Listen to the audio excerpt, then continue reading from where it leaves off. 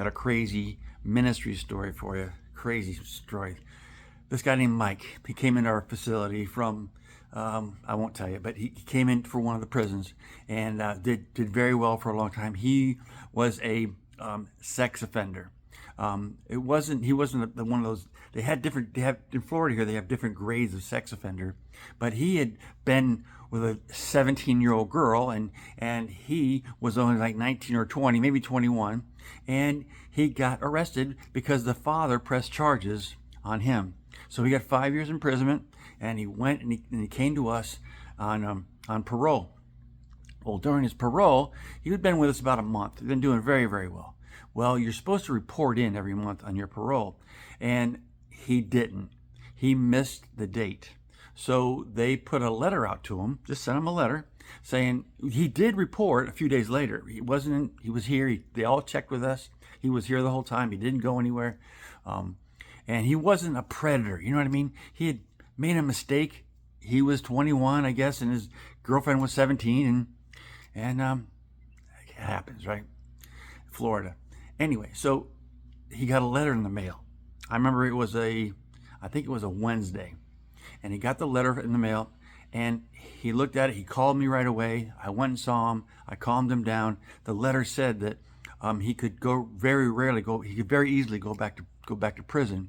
Well, why he was in prison, and because he had a sex offender mark on him, and it wasn't a high sex offender mark, so they kept him in population. They beat him up all the time. They did all sorts of nasty stuff to him. Anyway, he wanted help in this time that he came to me. I said, look, I will talk to the parole people. I'll talk to everybody you want me to. This is all going to work out for you. And listen, in this my ministry, I helped thousands of men get through all these type of thinking problems. Well, there were some negative people in the ministry at that time, and they scared him to death again because they didn't like child, or we'll call him yet sex offender. Anyway, they scared him into feeling bad about himself. We'll leave it that way. Anyway, I had a late call about 12:30 at 1 o'clock in the morning, and he had hung himself. Yeah, he hung himself in his closet in the room in our house. And that seems really impossible, but it was very devastating to everybody in the house, and also especially his roommate.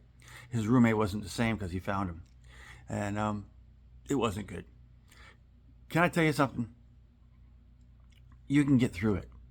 I know we can't judge this young man. Okay, I don't judge him.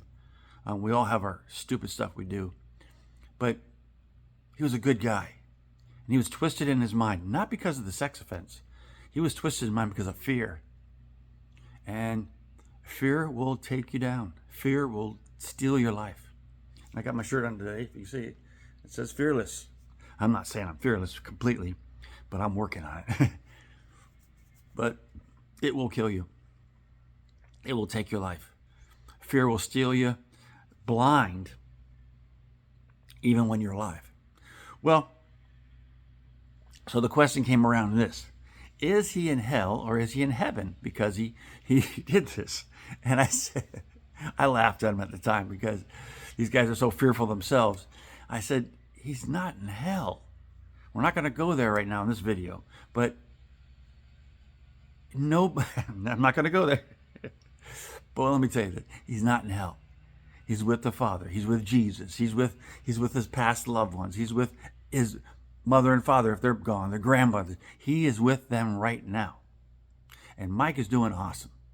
Mike is happy. Mike is free, and he's going to live that life in heaven, right? So anyway, it's a whole nother subject.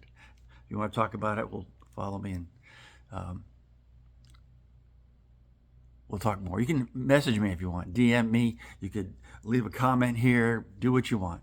I'd love to hear your perception on it. I'd love to hear your comments on it. Is he in hell? No.